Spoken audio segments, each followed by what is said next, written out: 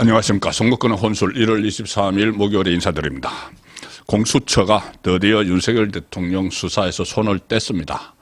아무런 실적도 없이 처음부터 내란 혐의에 대한 수사권이 없다는 지적이 시작이 됐고, 그 와중에 서울중앙지법이 아닌 서부지방법원에 체포영장 2번, 구속영장 1번 청구를 해서 다 발부받았습니다. 그 전에 구속영장 다른 사건에서 오전 5패 5번 신청했다가 5번 다 기각당하는, 수사력이 형편없는, 또 법도 제대로 모르는 이런 비판을 들었던 공수처였는데, 계속 이 사건을 붙들고 있다가 또 윤석열 대통령에 대한 구속영장이 발부가 되고 나서도 3번이나 뭐 체포 강제 구인을 시도를 한다고, 또 교도소까지 막 쳐들어가고 그렇게 했었죠. 그 소동을 피우다가 결국은 손을 떼고 검찰에 넘겼습니다. 원래 체포 영장이 그때 집행이 됐고, 그 다음에 구속영장까지 발부가 돼서 윤석열 대통령에 대한 신병을 확보를 했죠. 그래서 이 공수처에서, 원래 공수처가 구속기관이라는 게 없습니다. 원래 워낙 법을 졸속으로 만들었기 때문에 공수처법을 경찰 단계에서는 뭐 10일, 검찰 단계에서는 20일, 이게 법 안에 들어가 있는데 그 구속 상태에서 수사를 할 수 있는 기관이죠. 그리고 그 기간이 지나면 기소를 해야 됩니다. 그런데 공수처 단계는 며칠 이런 것도 없습니다. 문재인 정부 때 정치적 필요에 의해서 법을 졸속으로 공수처를 띄웠기 때문에 그렇게 된 거죠. 그래서 검찰이 열흘 해서, 공수처에서 열흘, 검찰에서 열흘 하고 나서 기소를 하기로 했는데, 그런데 이 열흘이면은 28일입니다. 28일이 되는데 공수처가 그보다 일찍 아예 한 5일 앞에 손을 떼버렸습니다. 어떻게 할 수 있는 방법이 없고, 여러 가지 또 새로운 논란이 일어나고 있기 때문이죠. 최근의 이 법원 내부 게시판에 이 내란 혐의에 대한 수사권 없는 공수처가 계속 이것을 붙들고 있다가 나중에 재판이 갔을 경우에 이게 어떻게 될지 모른다. 공수처가 기소한 거, 공수처가 기소를 이제 검찰에 하게 되고, 공수처가 무슨 체포영장 발부받고 신청을 해서 발부받고 서울 서부지방법원에 그 자파성향 판사들이 있는 거기 발부받고, 또 거기서 구속영장까지 발부받아서 이렇게 수사를 하는데, 그 수사 자체가 무효가 될 수도 있다. 그러면은 이게 나중에 법원에서 큰 혼란이 발생할 수가 있죠. 자, 그런 지적도 나오고 하니까, 그리고 또 어제 이 술판을 벌인 그 이야기, 윤석열 대통령에 대한 구속영장을 청구를 하고 나서 50분 만에 가서 뭐 와인 가지고 일종의 뭐 축배를 던 듯한 그런 영상이 공개가 되고 해서 오늘 서둘러 검찰로 수사를 넘겼습니다. 오늘 공수처가 본인들이 이 검찰로 수사를 넘겼다, 기소해달라고, 본인들은 기소권도 없으니까는 넘겼다고 그렇게 보도자료를 냈지만, 실제는 검찰에서 계속 넘기라고 닥달을 했었죠.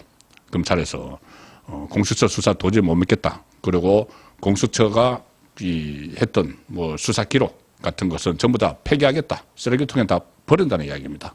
그 참고 안 하겠다는 이야기까지 나왔었죠.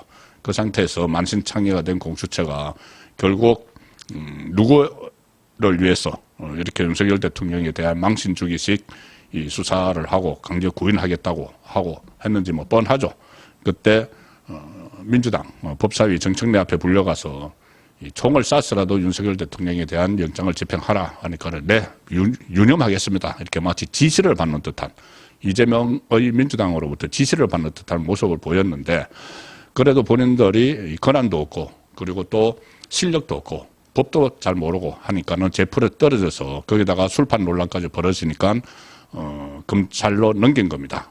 그리고 검찰에서 계속 이첩을 하라고 요구를 했죠. 자, 그게 이제 다른 겁니다. 근데 본인들은 자기들이 넘겼다, 이렇게 이야기를 하고 있는 거죠. 오늘 공수처가 사적 분량의 보도자료를 냈는데, 서울중앙지검에 공소 제기를 요구하기로 결정을 했다. 윤석열 대통령의 이 혐의에 대해서 뭐 내란 혐의, 직권 남용 권리 행사 방해, 그리고 이번에는 서울중앙지검에, 이것은 서울중앙지검에 무조건 기소를 넘기게 돼 있죠.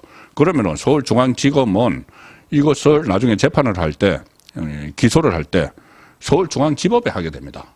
그러면 서울중앙지법에서 재판을 하게 되는 거죠. 그런데 처음부터 서울중앙지법에 다 체포영장, 구속영장을 다 했어야 되는데 서울중앙지법에서는 영장이 발부 안 될 것 같으니까는 좌파 판사들이 많은 서부지방법원에 해서 발부를 받았죠. 그러면은 영장은 서부지방법원에서 받고 재판은 중앙지방법원에서 하는 이런 황당한 일을 지금 공수처가 벌려놓고 빠지는 거죠. 그렇게 해놓고 빠지는 겁니다. 손 떼는 겁니다. 어쨌든 공수처는 대통령에 대한 기소권이 없습니다. 뭐 검찰, 경찰, 판사들에 대한 그 기소권만 있죠. 그 고위직의 경찰 고위직하고. 그래서 검찰에 어차피 보내야 되는데 지금 보내지 않고 쭉 그 가지고 있다가 이제 어쩔 수 없이 오늘 넘겼습니다. 넘기면서 보도자료에 이렇게 썼습니다. 윤석열 대통령이 김용현 전 국방장관 및 군사령관들과 공모해서 2024년 12월 3일 국가 권력을 배제하거나 국헌을 문란하게 할 목적으로 비상계엄을 선포해 폭동을 일으켰다. 이 검찰에 넘기는 그 보도자료에서 뭐 폭동을 일으켰다. 이렇게 전제를 합니다. 기정사실화하는 거죠. 그리고 직권을 남용하여 경찰, 국회 경비대 소속 경찰관들과 계엄군들에게 의무에 없는 일을 하게 하고 국회의원들의 계엄 해제 요구권 행사를 방해했다. 일방적으로 언론에 보도된 내용들, 그런 의혹들을 검찰에 넘기는 그 보도자료에다가 다 실은 겁니다. 그리고 무슨 뭐 내란에 대해서 수사권도 없는 그 공수처가 이 내란, 뭐 폭동 이런 것을 기정사실화하는 입장문 그 보도자료까지 낸 거죠. 그러니까 마지막까지 윤석열 대통령에 대한 어떤 흠집내기 그리고 보여주기 또 충성 마치 그 정치권을 향해서 충성을 보이는 듯한 그런 이 행위를 마지막까지 했습니다. 그리고 공수처가 수사 착수 51일 만인 이날 현직 대통령인 피의자 윤석열에 대한 공수 제기 요구를 결정을 했다. 오늘 검찰 역시 공수처의 이첩 요청에 응해 사건을 즉시에 이첩하고 이후 다수의 조서 및 공소장 관련 자료 등을 제공했다. 자, 그런데 검찰이 공수처 이첩 요청에 응한 것이 아니고 이것은 본인들의 공수처가 이제 폐지론이 곧 나올 겁니다. 공수처 필요 없다는 폐지론이 나올 거니까 거기에 대비해서 본인들이 주도적으로 한 것처럼 하지만은 이 검찰이 이첩 요청에 공수처 이첩 요청에 응한 것이 아니고 검찰이 계속 넘기라고 계속 그 재촉을 했죠. 실력도 없으면서 뭘 그걸 가지고 있느냐. 그리고 여기 나중에 공소 유지를 하려면 검찰에서 좀 들여다봐야 되는 것 아니냐. 이렇게 계속하니까 마지 못해서 이 끝까지 들고 있다가 넘겼는데 이 주도적으로 이첩을 한 것처럼 그렇게 눈속임을 하는 것이고 이후 다수의 조서 및 공소장 관련 자료를 제공했다. 검찰에 제공을 했다. 그런데 검찰은 공수처가 아무것도 참고 안 하겠다고 이야기를 했죠. 어떻게 보면은 공수처 수사기관이 대망신을 당한 셈인데 마지막까지 이렇게 윤석열 대통령에 대한 흠집내기를 하고 또 주도적으로 이 수사권이 있는 것처럼 이렇게 착시를 하게 하는 그런 그 상황을 만들면서 손을 뗐습니다. 자, 그런데 공수처가 일단 검찰로 사건은 보냈지만 수사권 논란이 지금부터 시작될 수가 있습니다. 수사권도 없는 위법성 논란, 증거 능력 여부에도 영향을 미칠 수 있다. 나중에 법원에 가령 예를 들어서 그때 서울시 공무원 간첩 조작 사건이라는 게 있었죠. 그때 2심을 재판을 하던 중에 그때 국정원이 수사를 하고 검찰이 기소를 했죠. 그런데 국정원과 검찰이 내놓은 정보가 위조됐다는 사실이 밝혀졌고 그때도 법원 단계에서 검찰의 공소 제기가 공소권 남용이다 이렇게 하면서 공소 기각 판결을 해버렸습니다. 없는 사건으로 만들어 버렸다는 것이죠. 이 유성 사건, 그러니까 그 서울시 공무원 간첩 사건에서도 기소는 검찰이 했지만 국정원 조사 단계의 증거 위조가 문제가 됐다. 그래서 이번 사건, 윤석열 대통령과 관련된 사건에서도 체포영장, 구속영장을 청구해 발부받은 공수처의 수사권이 있는지 없는지 여부는 재판에서 쟁점이 될 수가 있다는 겁니다. 법원 소평을 하고 판사 소평을 해서 억지로 받아낸 영장, 그 영장을 집행한 거 이게 나중에 재판에서 아예 그 공소 기각까지도 가능한 것 아닌가 이런 분석들이 법조계에서 나오고 있고 그리고 이 최근에 법원에서 법원 내부 그 통신망에 내부 게시판에 이 공수처가 과연 윤석열 대통령에 대한 수사권이 있는지 그게 굉장히 논란이 되고 있죠 지금. 그리고 현직 법원장이 여기에 또 가세를 했다는 보도가 조금 전에 나왔습니다. 임병열 청주지방법원장입니다. 법원장이 법원 내부 게시판에 글을 올려서 언론에 의하면 공수처가 내란 사건을 검찰에 이첩을 하더라도 검찰이 내란죄에 대한 수사를 처음부터 다시 하겠다고 한다. 이 공수처 수사 참고 안 하겠다는 거죠. 그리고 그렇게 이야기를 하고 나서 이것은 검찰에서는 공수처에게 내란죄 수사권이 없다는 것을 전제로 하는 것이다. 내란죄 수사권이 없다는 이야기입니다.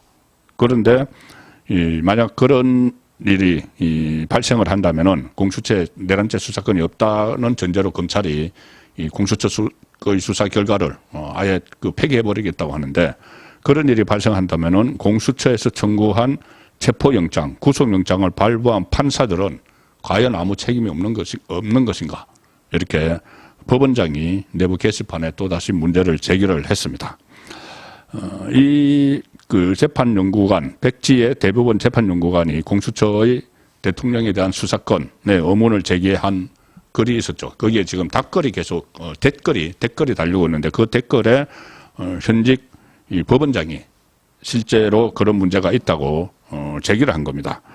그렇기 때문에 이 사법부는 나중에 심각한 법적 책임에 직면하게 될 가능성이 있다는 것을 법원 내부 판사들 사이에 내부 게시판에서 그런 우려들이 있는 것이죠.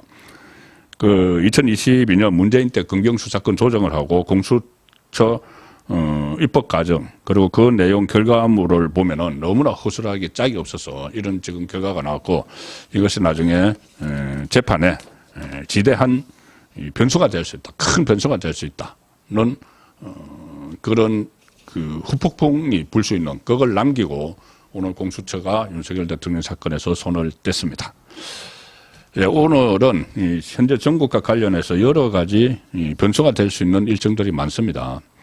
오전에 이 공수처가 검찰에 수사권을 그러니까 넘겼고 그리고 이재명이 해견을 했습니다. 그런데 오후에는 이재명이 오후 3시에 선거법 관련 2심 첫 재판이 있죠. 자, 그래서 그 첫 재판에 또 지연시키기 위해서 여러 가지 술책들을 쏘고 있지만 오늘 2심 재판부가 어떤 발언을 하는지도 지켜봐야 됩니다. 이재명의 재산 지연술에 대해서 지금 선거법상 허위사실 공표죄에 대해서 위헌 청구를 한다든가 그런 또 꼼수들을 생각을 하고 있다고 계속 보도가 나오고 있습니다.